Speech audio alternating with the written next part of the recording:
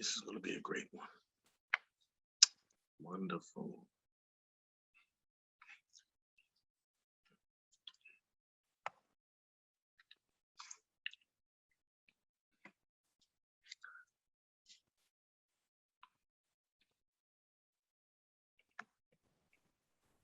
How are you? Hi, hello.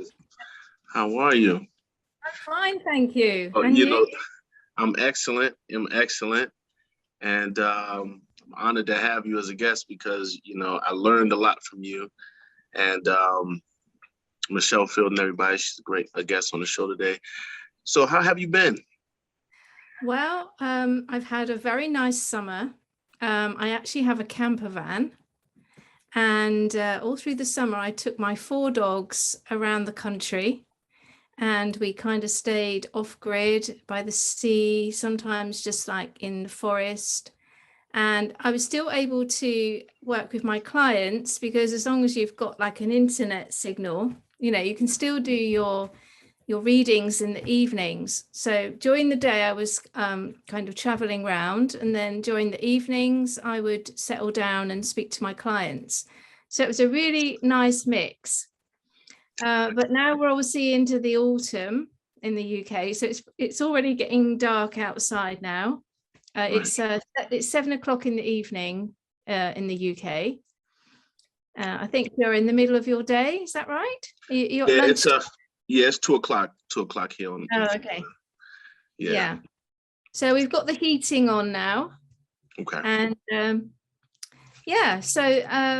and in between all of that, I try to keep up with everybody's videos and events, political events. There's quite a lot to keep up with, as you know. Yeah. So I do spend quite a lot of time either watching a lot of videos or trying to wind down from watching a lot of videos. It's like you're trying to keep a balance. Yeah. That's what I need. I need balance. I don't have none. But so you've been in communication with the Galactics for some time now and been sharing very powerful messages that kind of help us to understand what's going on, probably on a different level. I wanted to ask you kind of how did you start on that journey? How did this begin for you? What was the beginning? How did you realize that this was your calling or whatever? Yeah. So from when I was very young, like in my teens, I always had an interest in like astrology. So I used to just read my sort of daily horoscope. And then as I went on into later in my 20s, I started to sort of play with tarot cards. And what I started to find was that I didn't really need the cards as such. I was getting information just kind of coming in. And I didn't really understand what that meant, to be fair. I didn't understand that that was a special skill that I was developing, which actually everybody has available to them. That everybody has, right. Yeah, I'm not like more special than anyone else, but what I'm meaning is that I didn't realize that was a special skill at that moment that I was gaining. And then I would imagine that around my 30s, the reason I got into being where I am right now is that I was going through a very difficult time in my life. And I kind of got to a point where I had to say, like, to God or whatever people understand that energy to be, I just had to say, you're going to have to come in because I don't know how to do this now. When you get to a rock bottom point in your life, you don't know where to turn. So I did actually give permission to the universe at that point in a verbal way. I said, can you come in and help me? And in that particular moment, I didn't realize that anything had actually happened. But then what started to unfold was this spectacular, what I call awakening.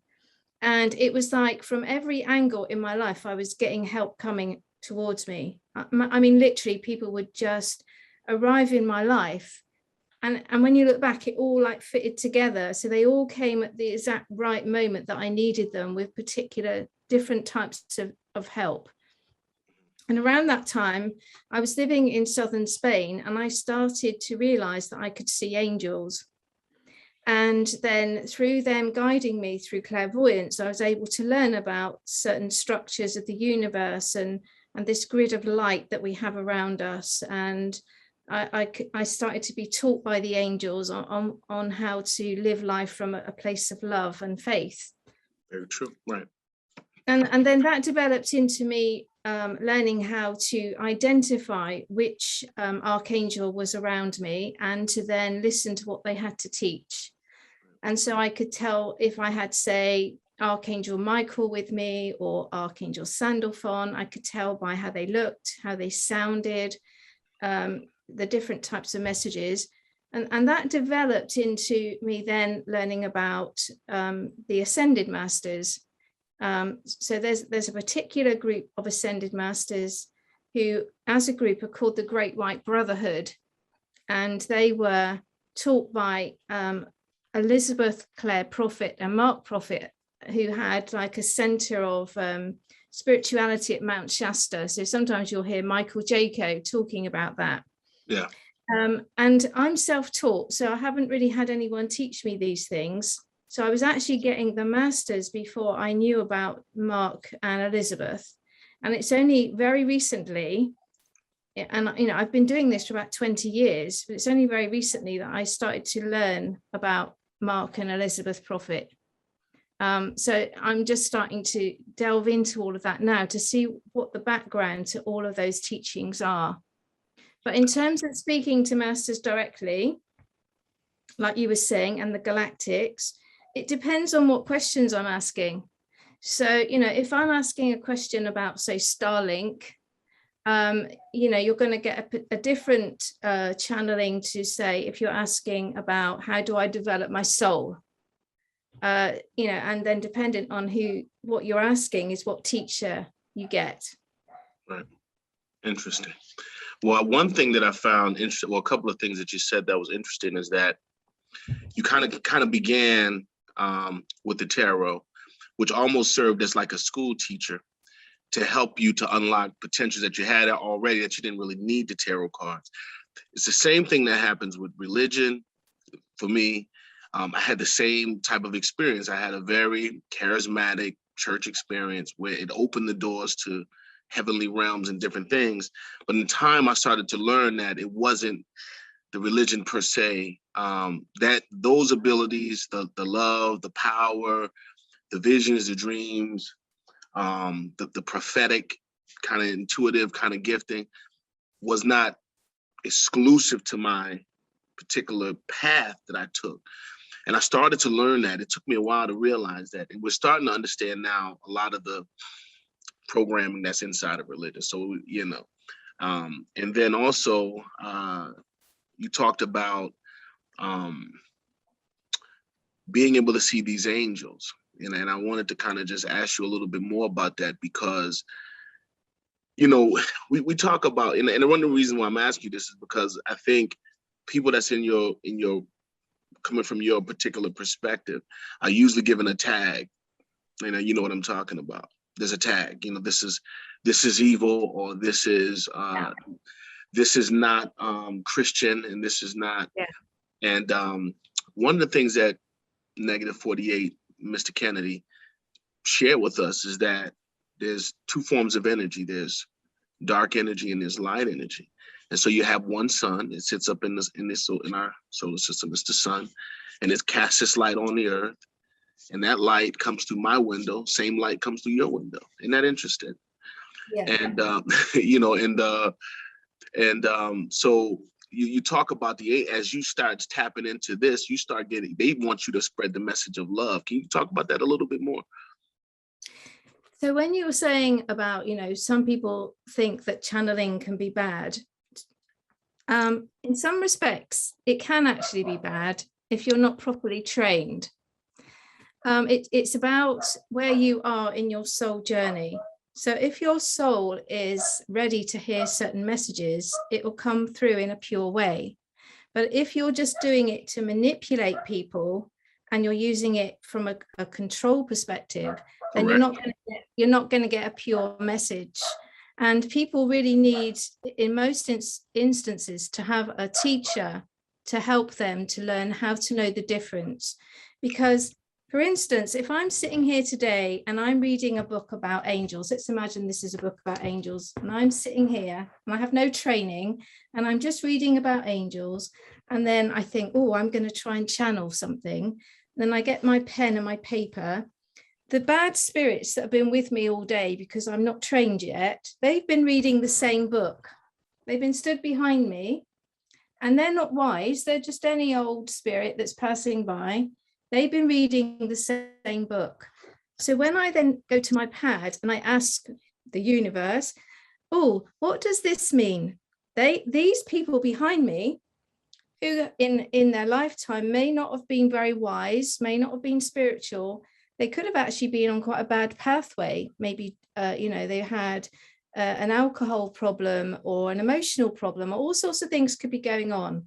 And because I'm not trained, what I've done is I've just opened the door to anybody to come in. It's just like you leaving the front door open and just saying, oh, come on in and tell me about something.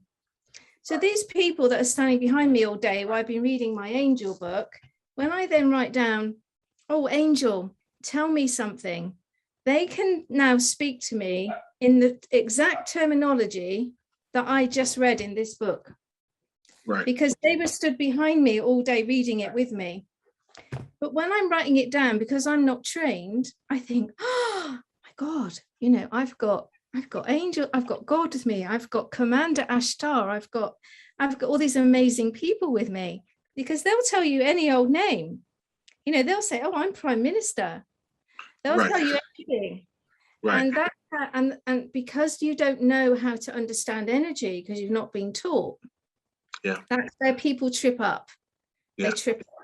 So the way that I teach people is you have to start to learn to understand what's around you first. So you have to learn how to interpret energy. You have to understand when you're hearing like this person here, and when you're hearing an angel. Very true. And in order to hear the different levels, it depends on how much light and energy you can do it.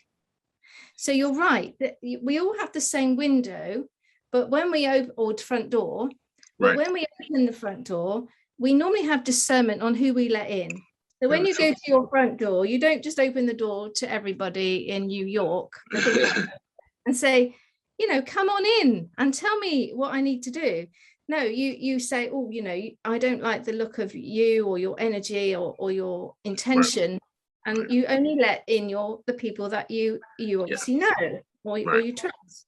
Right. And this is what you need to do when you're learning spiritual development. You need to know who's good and who's bad, and who you've let in the door. Very true. And the other thing is, and that can sound quite scary, but that's how you learn. You actually learn. It's the same thing. Yeah, it's the same thing for a prophetic minister of any kind. Yeah, it's the same exact thing. Yeah.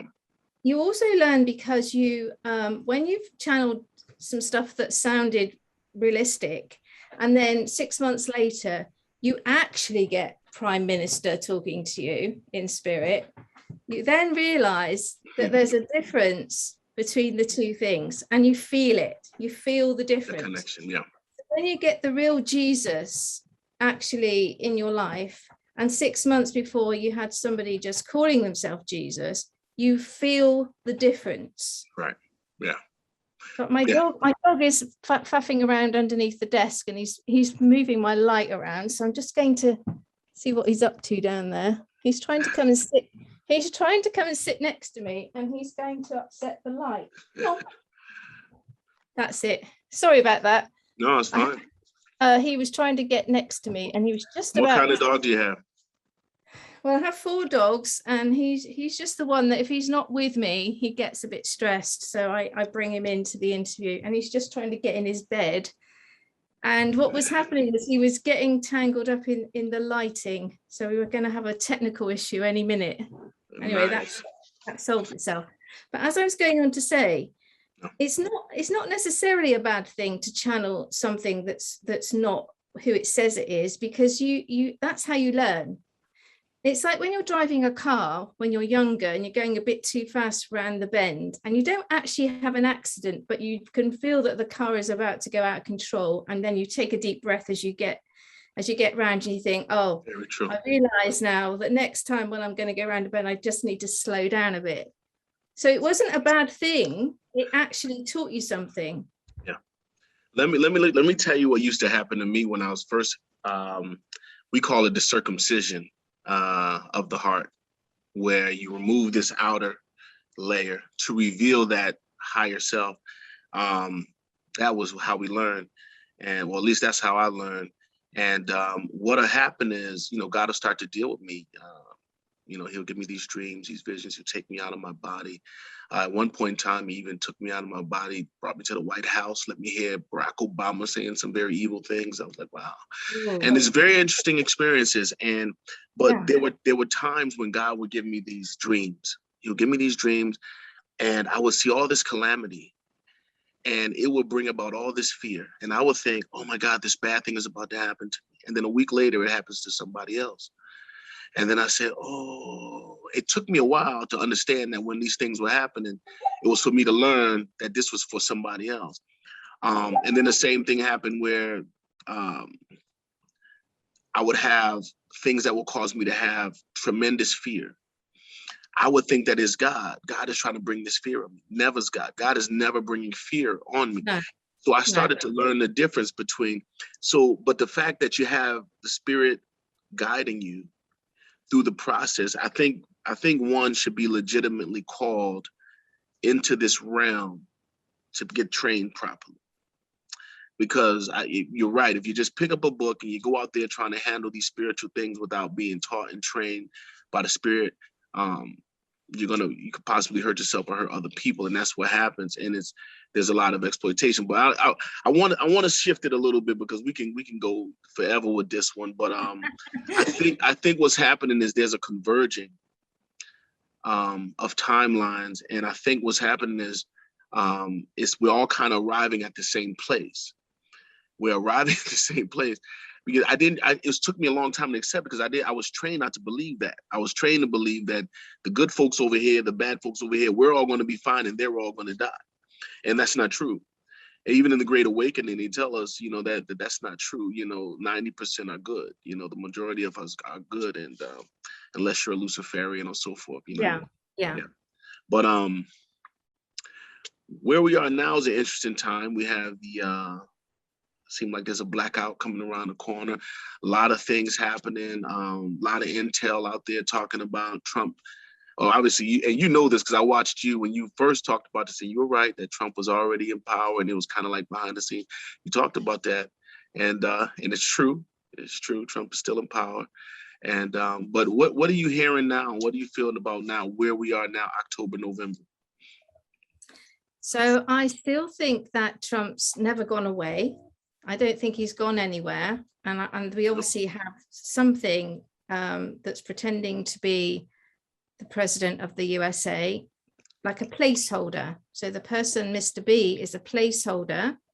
And and that's working very well, because while he's in position, even though it's quite annoying for you and me, because we want everything to be moving forward, we have to remember that actually a lot of things are moving forward. And while Mr. B is the placeholder, they can get on and do everything in the periphery. And I think one of the biggest things they had to get into place was the Starlink system, because the Starlink system is what's going to be able to get the whole world onto the same template. And I don't know if your audience know what I mean when I say that, but what I've been shown recently is that the holdup is not anything to do with voting or class actions or, My Pillow or any of that. That's all just scenarios to keep you all distracted, because if they wanted to announce the results, they could right now. They know right now who won and what happened. But the reason they're playing that out is so that the rest of the world can get signed in to this template, which some of us understand as Nasara Jasara. To me, it's been called a template of peace. Another word that's been used is like charter. Another word that you might understand in the USA is that Declaration of Independence document. So what's happening is around the world, all of the people are having to sign into that document, which then also encompasses the rules and regulations of that country being able to use Starlink. And if they don't sign into the paperwork and agree to the regulations and the protocols, they can't join it. And if they can't join it, then they can't be part of the new quantum system. So while everything's been going on over here in America, they've been trying to get that sorted out around the world with the military and the alliance. Yeah. Now, I have nothing to prove that. I have no papers or... You don't need to. You don't need to. Faith is the evidence. Yes, this is what they've been showing me in visions and channeling for some time. Now, about probably 3 or 4 days ago on Saturday, they showed me now that the military, they gave me a vision of the world, and they showed me that the military, i.e. the alliance as well, had all made a circle around Earth and were holding hands, and that they were all linked into Starlink. So I think something big happened or is about to happen, because everything's now ready to go, because that was the visual they gave me, that they're now all signed up to Starlink. And what I was given was that it doesn't have to be 100% of the world is signed in, only 73%. They would allow 73% of Earth to be signed into the protocols, and then it could go live.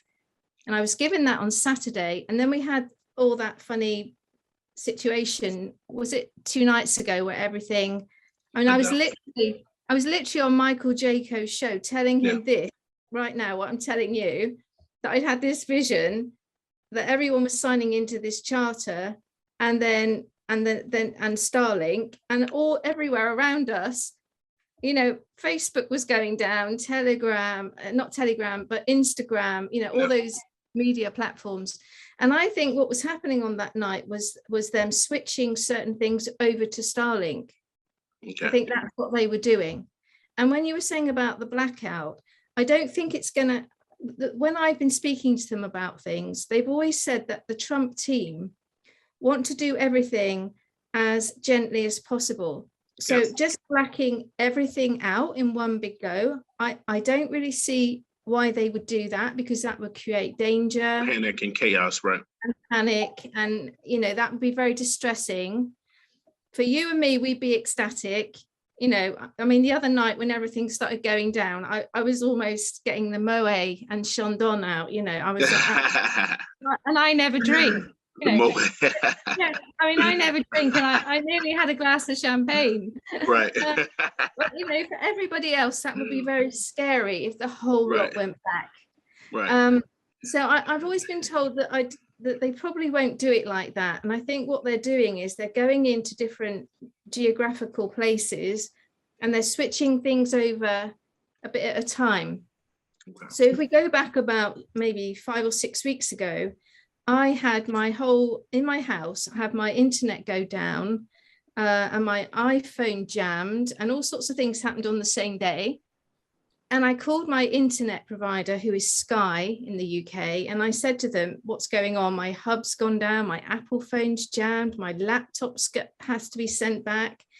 And she said, oh, we've had an outage in the whole company. We don't know what's going on. The whole of Sky has gone down. Yeah. And I said, oh, that'll be that Starlink. And the girl said to me on the customer service desk, oh, I don't know what that is. And I said, well, you remember that name, because that's what's going on. They're switching you over. Yeah. So yeah, go on. And so after now I've heard that, and I think that you're right, because since that time, and it seemed like all of the systems went down, and after a couple hours they came back. And so I'm hearing that President Trump is back on Facebook. Now you can post whatever you want on Facebook. On Facebook, they're not censoring like they once was. Sounds like the Q operation. And I did hear that that they were testing, there was somewhat of a Q test to see the response of the people. I think that's probably right, because right at the beginning of the year, I saw that the White Hats had already taken over the mainstream media. You said that, I remember. Yeah, and I think they've been in there for some time. Yeah. And I think, and then it gets confusing, because, you know, people get taken down. I think you've recently had a channel go down. It's horrible. Yeah. And I actually asked them about that for you just before I came on, because it gets confusing with the censorship, because you're thinking, well, if the White Hats are in control, why are we still getting taken down when we're the ones trying to do the good work? Okay. So I asked them, and I asked them a few questions about that for you. Okay. I said, look, I put your name on it, Pryme. Wow. I said, are people being censored because they're spreading truth or lies? So what I was meaning was, you and I might be talking, thinking that we're speaking a truth, but actually it's not true. And so they think it's a lie. They're censoring us because it is actually not true. So right. I said, are people being censored for spreading actual truth or lies? And they said it's actually both. Mm-hmm. And I said, why is this happening? And they said that censorship is all part of the psychological game, which is they're using right now to change how people look for information. So they're showing people, either sleepers particularly, how to do their own research and to check the validity of information. Because what can happen is, whether it's you and me that are trying to speak truths, or someone is trying to spread disinformation, that we still need people to be discerning. So I always say to people, don't, just because I've said it, it doesn't mean it's true. You have to go and have a little look for yourself. That's and you have to feel like inside of you what feels right for you.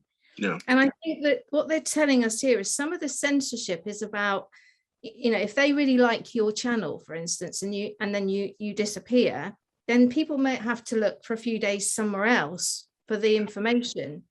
And it's teaching people how to actually physically go and do that. Interesting.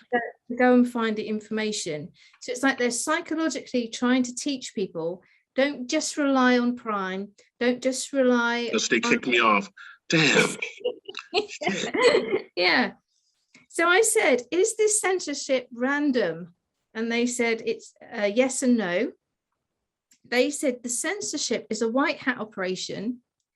And it's training people to do their own research and not to rely on other people.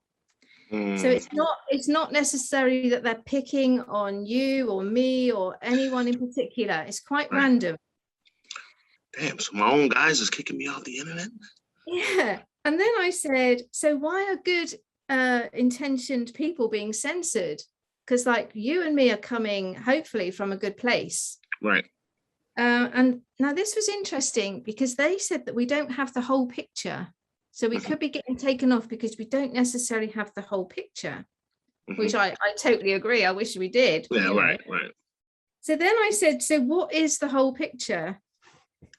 And they said much more is going on than is currently known or understood. Sorry, that's my dog again. And they said that the things that are being reported as bad might actually turn out to be good. And the things that are being reported as good may turn out to be things that in the new world, were obviously bad. So it's like they're saying that even though we think we're doing good things, that actually we still don't have the full picture. So we could be getting censored because we even though we're well-intentioned, because we don't have the full picture, we still could be leading people down a path that they would prefer we didn't. Okay. So then I said, is the censorship a black hat or a white hat operation? And they said both. Mm-hmm. They said the mainstream media, though, had been infiltrated by the white hats to expose them. And that's as far as I got with that. So it's still a little bit confusing, even when they've given me the answers there. But it seems like it's not like certain people are being targeted. It does seem to be a little bit random. Interesting. Yeah. Wow. I feel like sometimes there's information they don't want to give me yet. Because if we know the information too soon and we tell everyone too soon, particularly around this, I think there's a part of that story that even I'm not hearing yet, even though I try constantly. I think it's because it's too soon. And if we gave out the information too early, it would stop the whole psychological awakening. It's interesting that you say that. It's interesting that you say that because I'm very much, I'm free. I've been free from the religious dogma And as I got free from religious dogma, it opened me up to the galactic. I began to expose certain things about the Bible, and that the galactic reality is all throughout the Bible. We haven't been taught it that way, but whether you're talking about Moses, Elijah, Ezekiel, Jesus, you know, there's all these galactic experiences that is a part of the Bible. And we don't know it that way because we haven't been taught it that way. So I started to talk about this stuff. I started opening that can of worms to the Christian community, and I would lose 5,000, 6,000 subscribers the same day because people just weren't ready to hear that. They weren't ready to hear those things. And since then, since I started down that path, all of that stuff has been confirmed. It's been confirmed that much of what we know and understand to be the angelic heavenly hosts, the New Jerusalem and all that is all very much connected to the galactics. And the religious community is still really not ready to handle that. And I know some of my leaders and some of our leaders, they really don't want to push that conversation right now, because I believe that there's a fear that the population would probably become obsessive about this whole new reality, and perhaps even getting to go extreme and actually worshiping some of these higher dimensional beings. And so it's really interesting that you said that perhaps the timing was just not ready, because I'm gonna be honest with you, once I start going down a rabbit hole, I definitely knock on the door. I knock on the door and I want to see what's going on. I'm curious. I want to find out. Yeah. Yeah. And I think that the other reason behind that is, the collective consciousness is at a very delicate balancing point at the moment. We have tipped over, we've gone past the tipping point. But if we have too many things too quickly, then it could create a lot of momentum, and it could destroy what we've achieved so far. So even though for you and me, we're ready to get this show on the road now, we just want it to all be solved and sorted out. There are so many people in reality that aren't at the place where we're at. And if we were to move the whole thing too fast, we could spoil everything that we've been doing. It's been fooling with me since we're talking about it. We might as well just go ahead. It's going to be okay. God is going to forgive us, but He's going to forgive us, I promise. The true nature of Jesus Christ and his assignment. He's an ascended master, so that means he's from out of this world. And I started having the idea that perhaps, Jesus Christ may have been a Pleiadian. And when the Bible recorded that there was these angels inside the tomb when Mary and them went to the tomb to see Jesus's body, and they said, "Oh, he's not there, he's risen," that those were Pleiadians. And I was really having a question about the relationship between what we called in Christians as angels, which actually were truthfully Pleiadian light beings who are here to help us evolve and so forth. I just wanted to ask your opinion on that. I mean, are we that far from the truth that perhaps Jesus was actually a Pleiadian and something like that?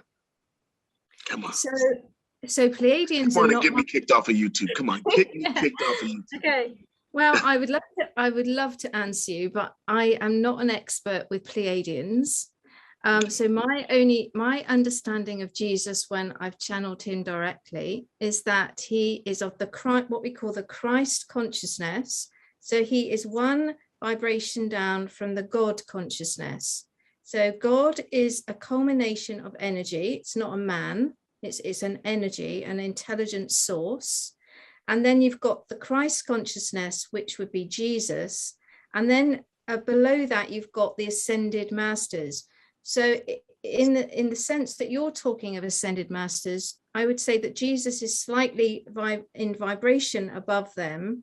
And I would say that he has been sent from the God source. So whatever you believe God's source to be, because that's different for everyone and no one is right or wrong. It's whatever has meaning for you. That's my understanding and that's my experience of it. So in terms of ETs, my understanding of ETs is that occasionally I do get people from Sirius channeling through me, and I've worked with Commander Ashtar for over 10 years, and he's from the Galactic Federation. But in terms of knowing specific types of ETs, I'm not an expert in that, because I always get taught from these ascended masters from the Great White Brotherhood or angels, or God. Actually, I actually channel God sometimes directly. Powerful. Let me ask you a question, and let's shift gears a little bit into the future. Let's talk about the end of December going into January. Supposed to be a very interesting time, a time of great light. How do you feel about what are they telling you about January? So I feel like the great light began last December when we had the solar flash. I feel like a big change happened at that point. Okay. And I feel like we've already kind of reached that level already. And for those of us that can see and feel it, we already reside there. Right. I think it has affected the general population, even if they're not awake yet. I think very on true. some level, they in fact, I channeled something a few months back where actually they felt like they were so cocooned in this love that we've all created and that came in from the galactics, that actually that's one of the reasons why in some cases they're not waking up, because it's actually quite comfortable at the moment. They're getting surrounded by our light. It feels like they're all wrapped up. And of course, a lot of people don't generally awaken until they have something that's going on that makes them have to look within. So very true.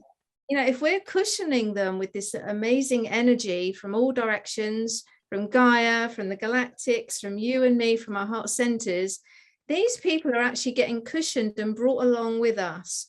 So it was interesting what you said about everyone's going together, because I believe everybody is. Yeah, it is. We're bringing everyone along together. In fact, they did actually draw me a little map about this, because I thought you might ask me. Don't know if you can actually see it very well. If this is the road, this is the road to home or heaven. Mm-hmm. Everybody's on the same road, but they're just at different stages of the road. Right. Okay. Right. So if that's heaven or God over there, you and I might be nearer to knocking on the door than the other people, but the other people are still on that same road. No one is getting left out. Right. No one's getting left out. Yeah, people are just on different stages of the journey, and anybody that feels that they don't want to knock on the door yet, they have a choice to go if they want to, just as we do in any other time. But it's not really about, oh, you're not awake, so you can't come with us. Yeah. It's not like that. And see, people want to be right so bad, and they want to take a good chunk of humanity and just cast them into the outer darkness.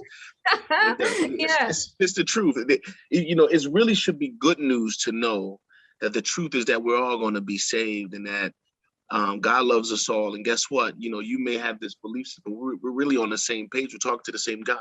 One of the things that Q said not too long ago, Mr. Kennedy posted, he said that the Christian, the Jew, and the Muslim all have the same God.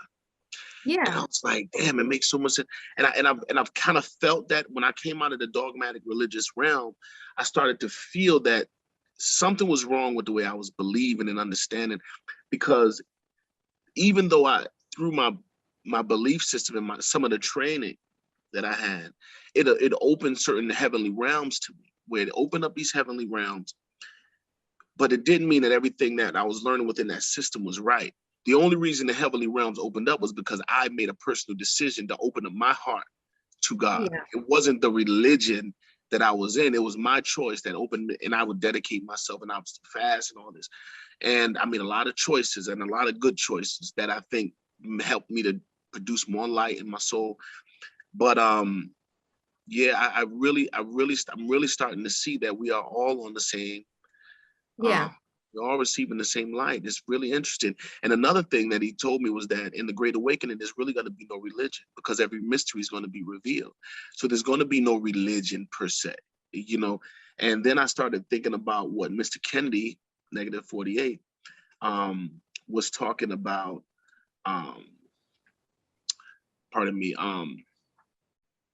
Religion is going to die in the Great Awakening. So God has, yeah, I've always been taught that God has no religion. God is just unconditional love. But what has happened is over Earth, we've had different prophets sent, like Jesus, Krishna, Buddha, because in different cultures, they need to see or hear it in a different way. But that prophet has been sent by the same source.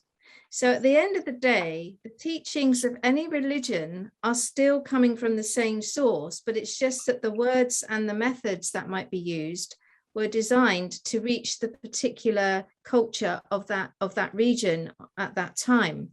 But what happens is that the words of that prophet, just like what happens with you and me, we might say something on this interview and somebody might misinterpret it, deliberately or not deliberately.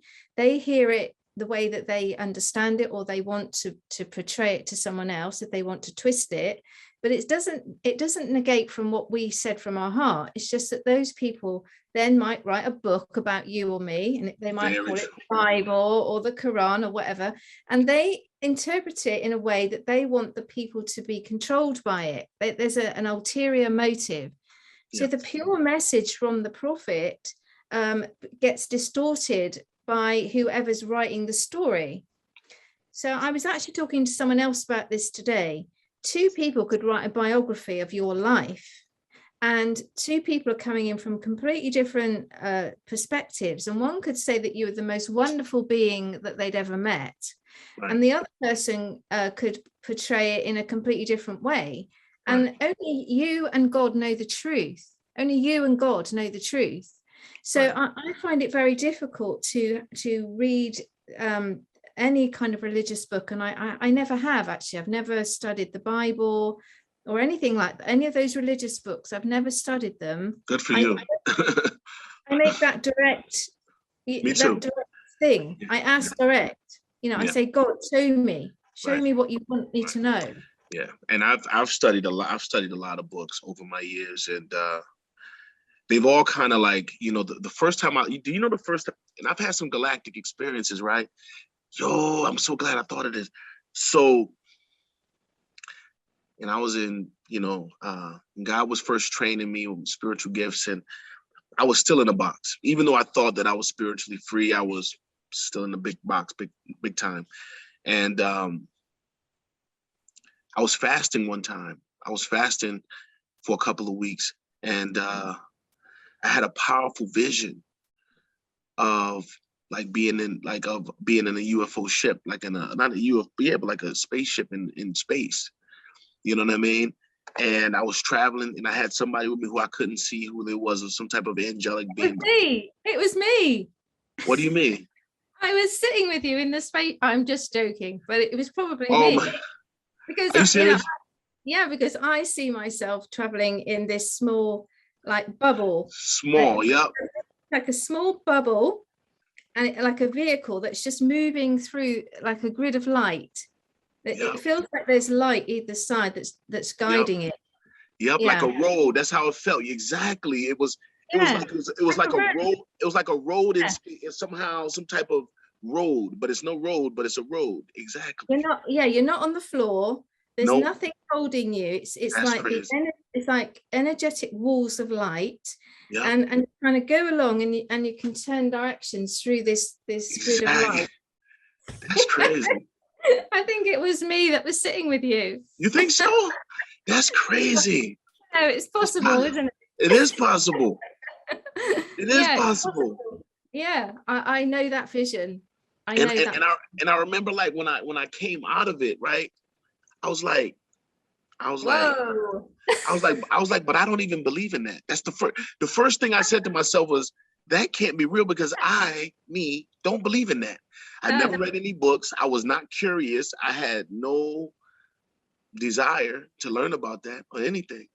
And so God has started kind of like have given me these little experiences, preparing me to expand my consciousness from the religious elementary school that I was in, because that's what it is, elementary school.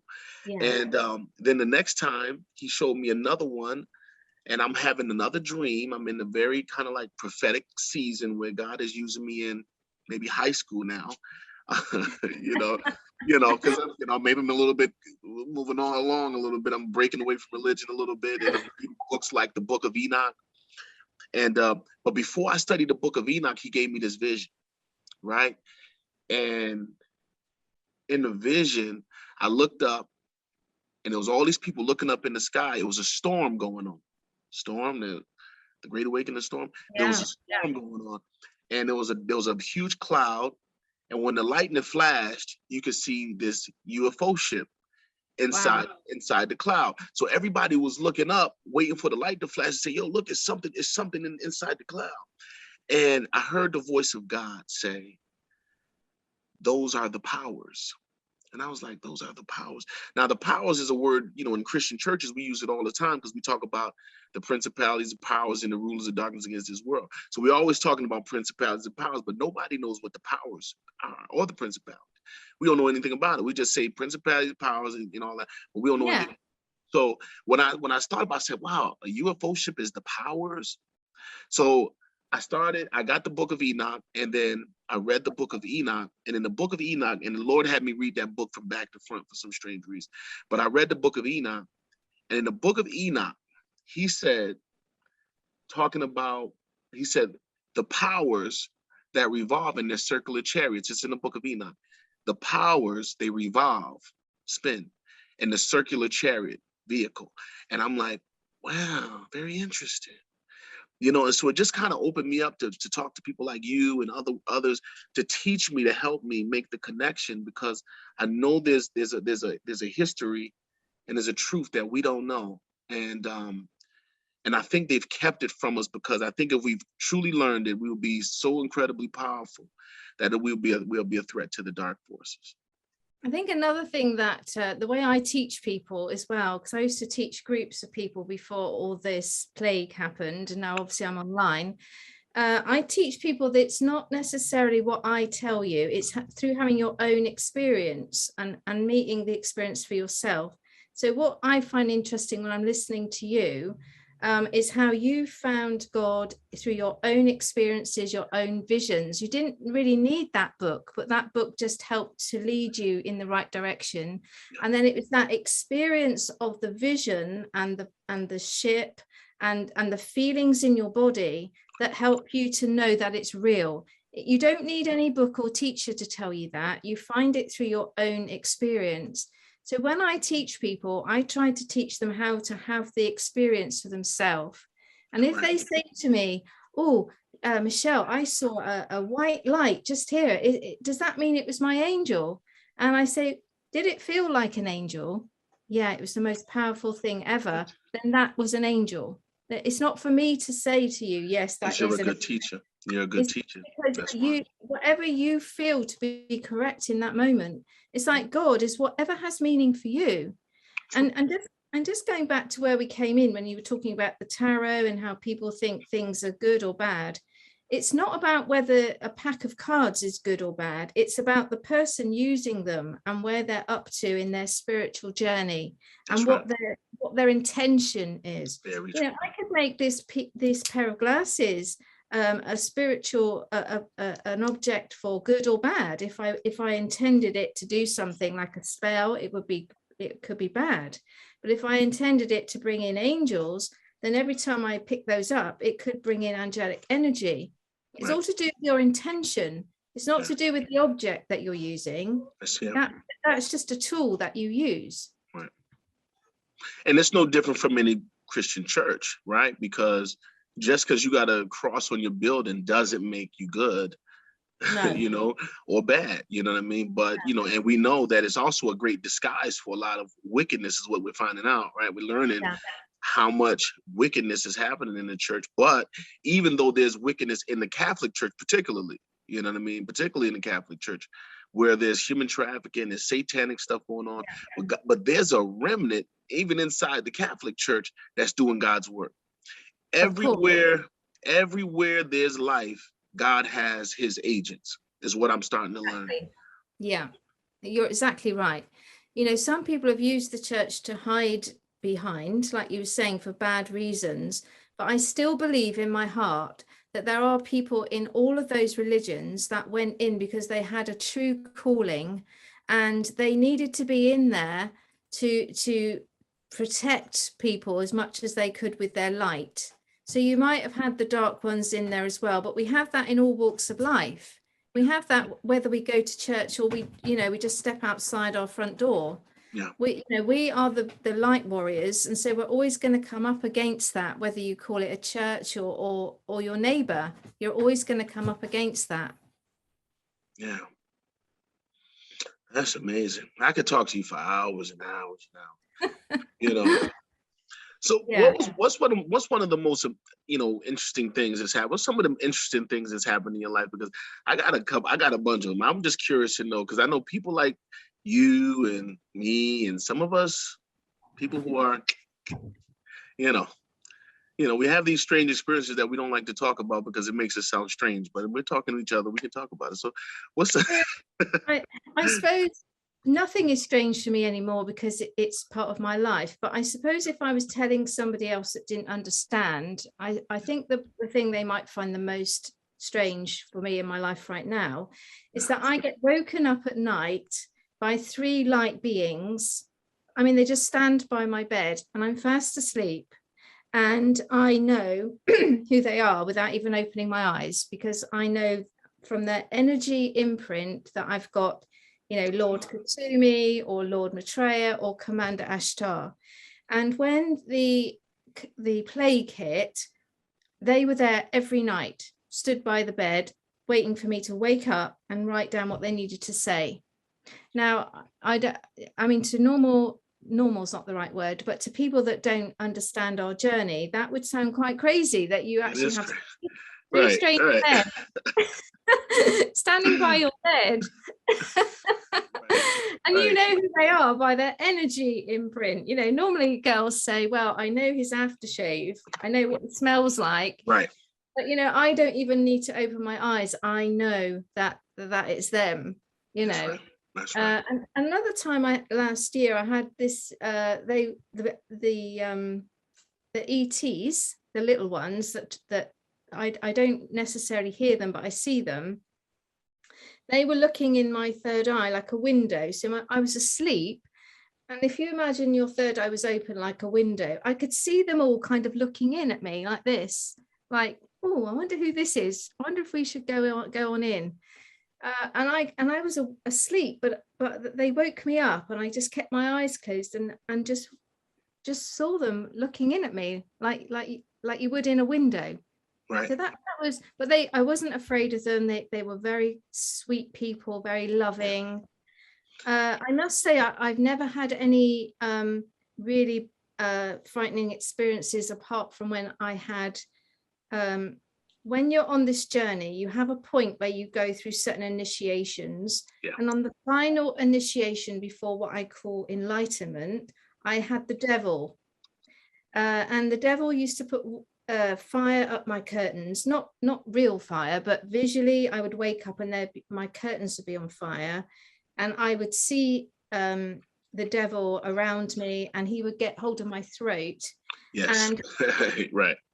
And that was a point where I was just about to break through. So it's the same what's happening on Earth right now. Yeah. As you break through from 4th dimension light to 5th dimension light, you come face to face with the devil. Yeah. And this is like your final test. And the way that I've always been taught is they visually give me the thing to see, because they know I'm very practical. This is why I don't really understand quantum physics very well, because like when I was at school, I didn't understand algebra because I couldn't pick it up.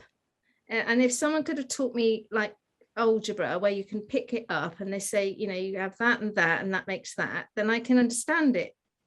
So on my spiritual pathway, they've always shown me everything visually because they know then I can understand it. because I've had that experience. So that was quite I would say quite a frightening time when I went through the meeting the devil face to face.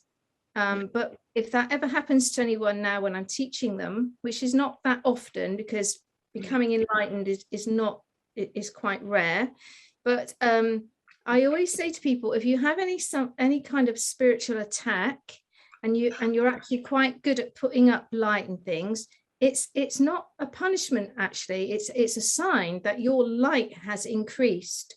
And every time your light increases, so the dark has to attack you in equal measure. So if you're getting a lot of attack, it's actually, it's showing me as your teacher what progress you have made. Because I know that you've been putting in your protections, and I know that you've been calling on God, and I know how you've been doing this.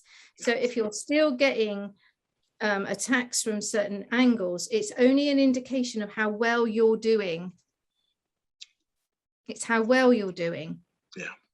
Well, this is great. So let me tell you,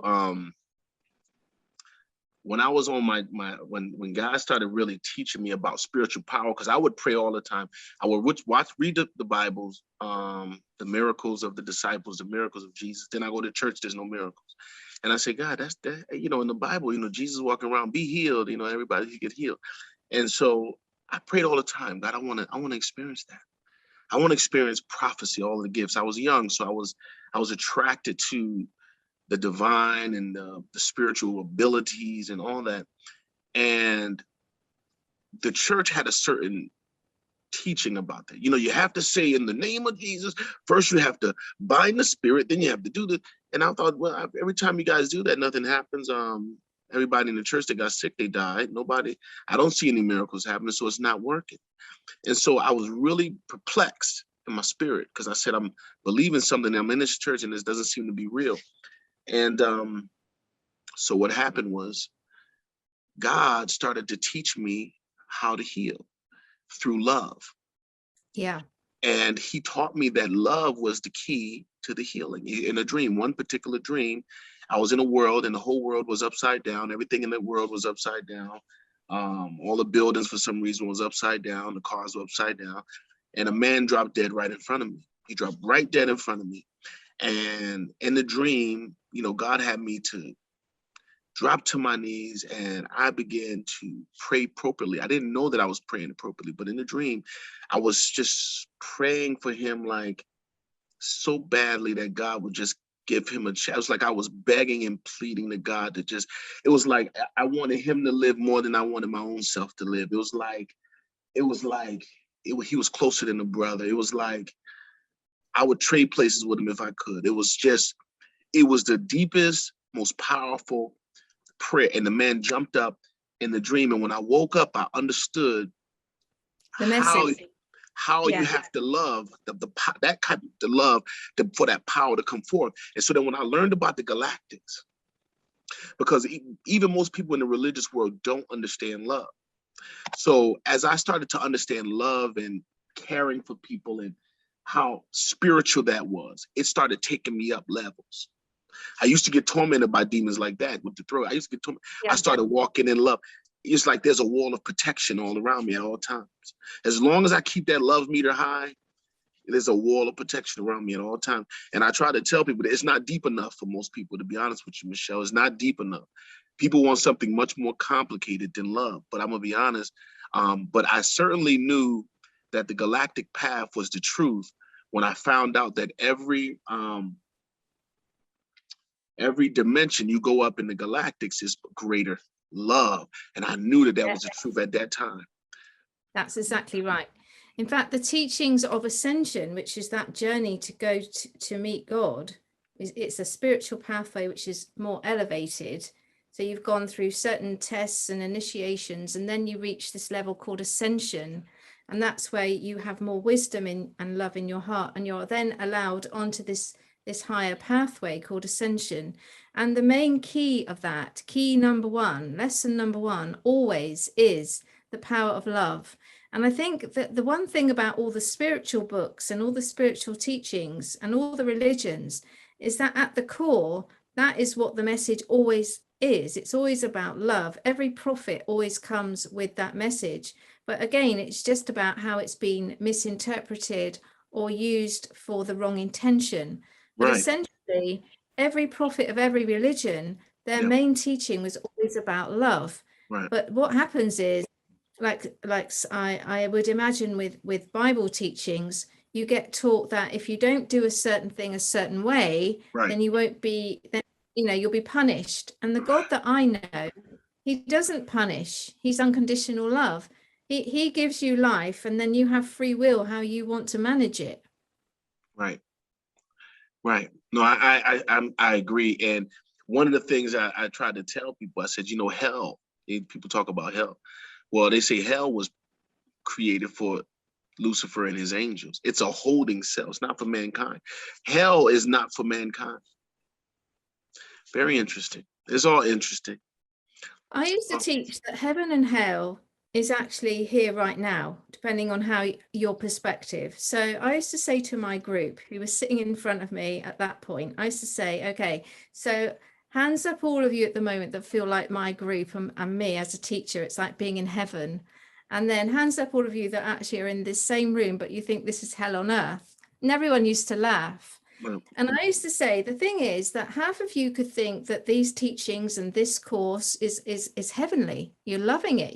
This is the best thing you've ever heard. And half of you could be thinking, God, I need to get home and, to put the dinner on. This is like hell. I need to go. But you're all still sitting in the same room with the same teacher. It's just how you are perceiving it. Yeah. It's the same room. It's the same teacher. It's the same course. But half of you might think it's heaven and half of you might think it's hell. And the only difference is your perception of it and where you're coming from in your own love for yourself. So in some respects, heaven and hell is a perspective that we hold depending on our level of spiritual understanding. Yeah. Yeah. And Mr. Kennedy actually said that the other day that heaven is on earth. Heaven essentially is really in your mind, but it's the world that we create as co-creators. This is the world. Yeah. And I agree with that. Well, since I went through my spiritual awakening and later on all the levels that I've talked about, I wake up every day and I just feel like I'm in heaven already. And I'm not saying that I have a perfect life, because I'm like everyone else. Things go wrong. I went out the other day and my car battery was flat. I know it's not the end of the world, but most people might find that that ruins their day. And I just thought, oh, well, that's fine. While I'm waiting for the AA to come and collect me, which is the breakdown service, I'll just go on and do something else. I don't let it affect my life. I don't let that thing ruin all of my day. I just see that as a reason that I can then go and do something else that's positive. So it's about perspective, because for someone else that would have ruined their day entirely. Right. But for me, I just see it as, okay, so I'll just put that over there and I'll just start something fresh. Right. So it's about, everything's about perspective on how you view the world. Let me ask you about, again, this is the last thing, because we're already at about an hour, and I was going to invite you live on the screen to come back. We got to have you come back. Yeah, we need you. We need you. The golden age. Now, I've actually channeled something for you about the golden age. No way. Golden age. Are you serious? So they told you I was going to ask you about that? That's nuts. Well, I just have things here that I can tell you about the golden age. Would you like me to read it out for you? Loud and clear. Yes. So I said, are we in the age of love or the golden age right now? And they said, we're not quite there yet, because the pace of it is dictated by obviously the collective consciousness. And I said, so how are we doing? How are we getting on with that? And they said that much progress has allowed for Earth to start moving towards the age of love, and that this will continue gathering momentum until it reaches the pinnacle of the love vibration from the collective. And I said, so in earthly measurements of time, because I know that we all know that time doesn't really exist, I said, are we actually on track for this 2032 point, which is where we're supposed to reach the golden age? So we're on our way towards it. And I wanted to know, are we going to hit it, head on in 2032? And they said, depending on the collective consciousness, we will reach the golden age by 2032 because it is divinely decreed. So they were saying that it definitely will get there. There's no doubting that it will. So it's going to take, right. So it'll take about 10 years to, got it. So they were saying that, we could reach it before then, but we are actually waiting on the collective consciousness to get to a certain level. But it has been divinely decreed that we have to be there by 2032. So by whatever means, we will reach it by then. But it doesn't mean we're not going towards it already. No, I get it. Yeah, because I had a big question about that because, listen, we understand what's going on and the removal of these elites and the removal of these demonic entities from under the underground and in our world.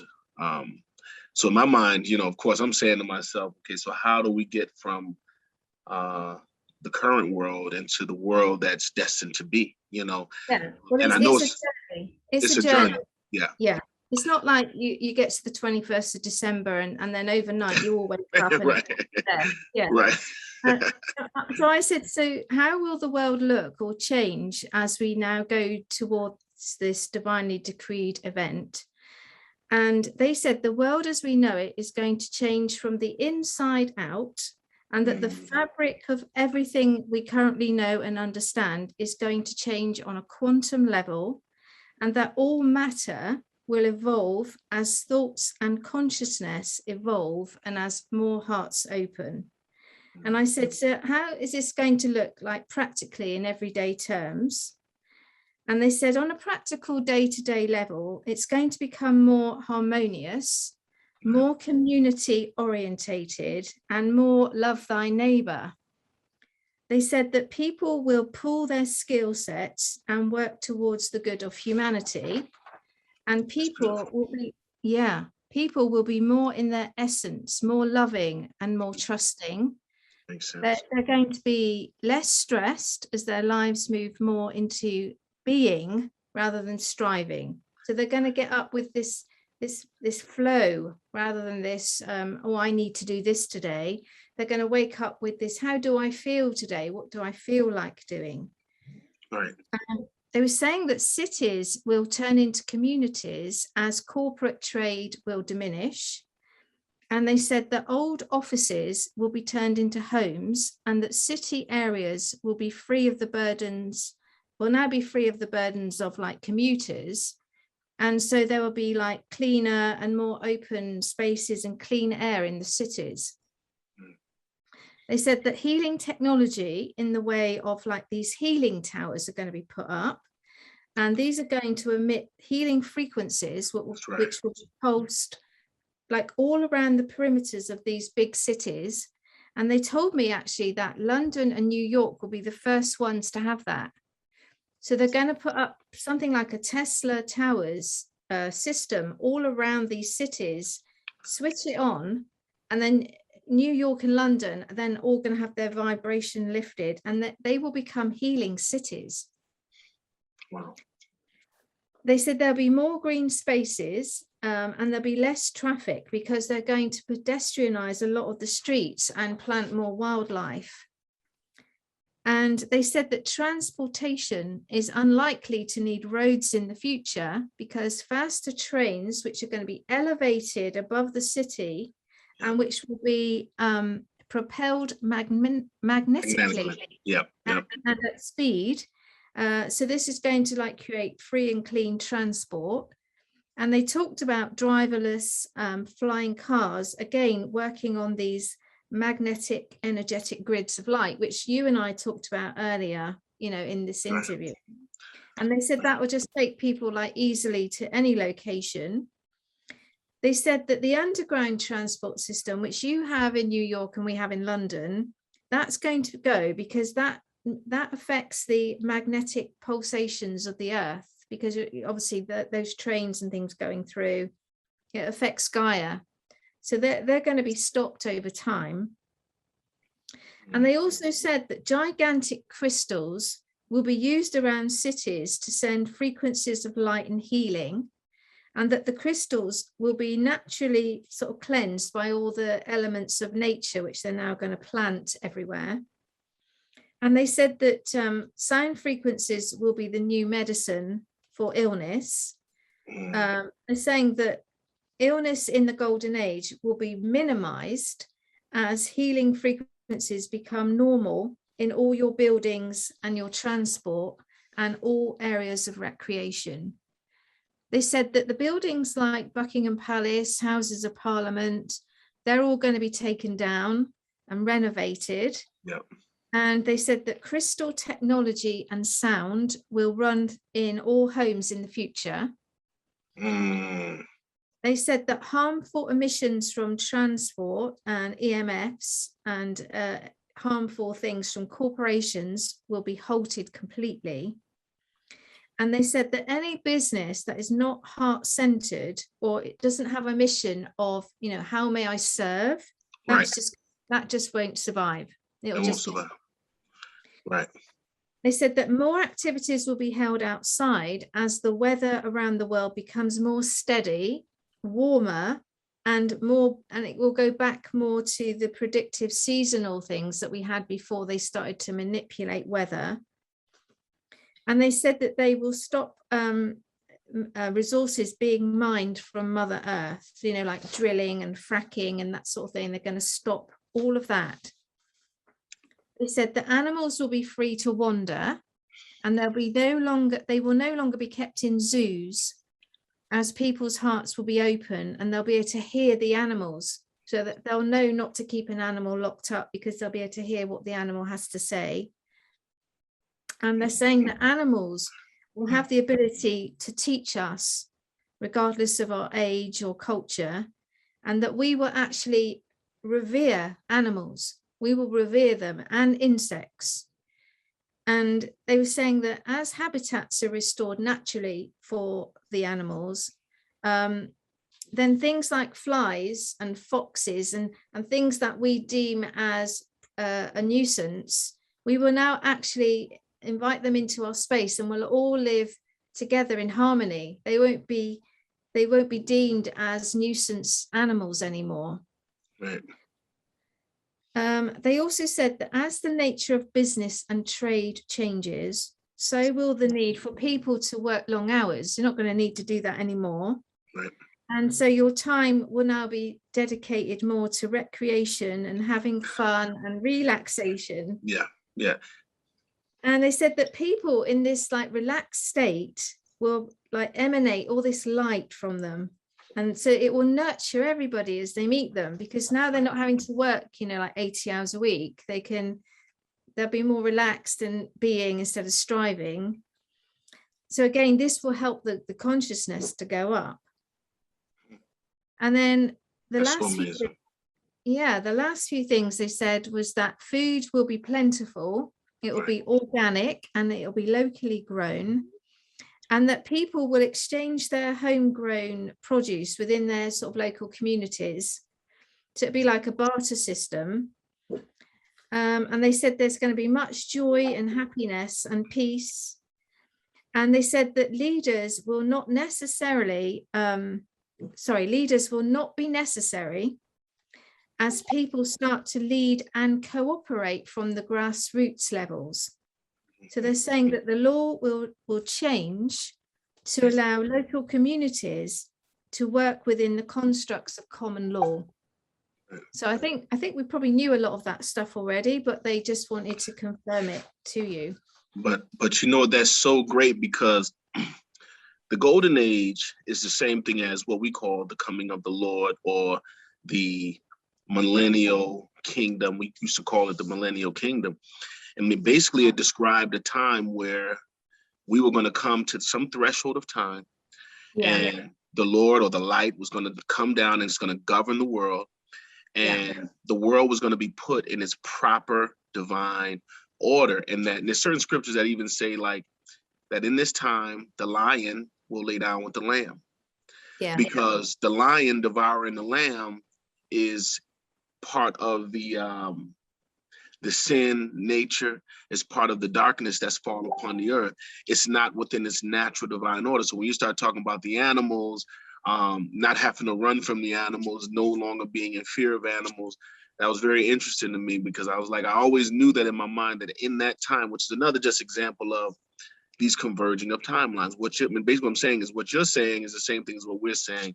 So we're not disagreeing with one another. I hope that one day, soon, people will start to realize that in a larger scale, because it's keeping us divided. We're actually saying the same things. It's amazing.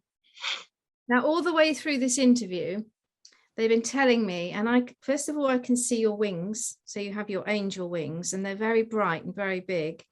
But the second thing that they keep telling me all the way through, it's been distracting me. So funny you say, it's so funny. Yo, you're nuts. That's crazy. That you are a miracle in action. So you were talking about miracles during the earlier part of the interview, and that you couldn't see the miracles. And you were saying to God, you know, what's happening? And you didn't understand where these miracles were. And they were shouting to me the whole time, you are the miracle in action. You are something, man. You are really something. You are something. I could tell you some crazy stuff. You're confirming some stuff, man. That's deep. Thank you. That's deep, because I was just, okay, let me just take, because I got to take the opportunity. And I did a video not too long ago called "Nothing Can Stop What's Coming." It's me and John F. Kennedy Jr. is on there. And there's a part in there where I'm talking about being a soldier for God. And an image pops up on the screen of an angel with all this armor and very huge wings. I didn't make the video. One of my brothers made the video. And when I was just watching today, just before I came on with you, I was listening to it and I was watching it, and I noticed that he put the angel with the wings at the part of the song where I say, I'm a soldier for God. And I was like, wow, I was just wondering why I had these wings and why is those, you know, and I'm just literally right before this interview. And then years ago, when I first started experiencing miracles, the first miracle I had experienced, it was like a little girl, she was about to die and got healed a whole bunch of times after that. But I kept having these great, powerful experiences, but I never seen God's face.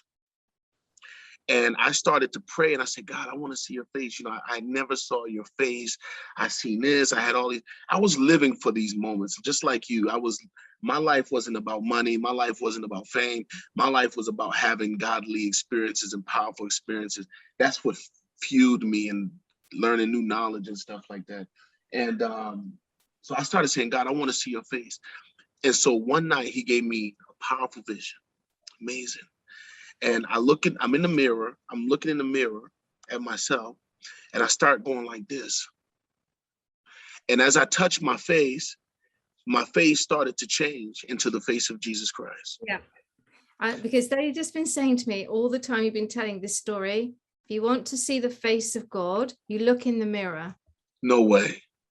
Yeah, you look in the mirror, because you are God. You are God. You know, we are all part of God. Yes, that's what he taught me.